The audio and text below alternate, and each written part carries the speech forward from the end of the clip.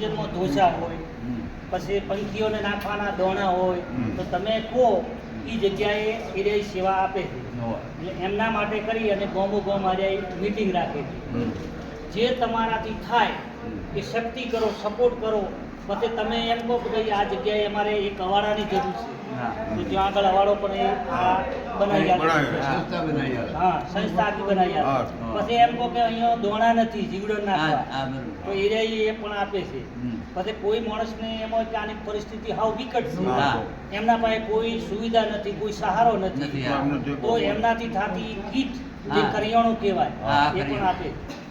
જે આ એના માટે કરી અને એ કે ગામો ગામ અમે મિટિંગ રાખો છો અને એના માટે તમે અમને આટલો સપોર્ટ કરો તો આપણે મિટિંગ રાખીશું. તો મેં કીધું વાંધો નહીં, તમે કોઈ ટાઈમે હું હાજર કરીશ.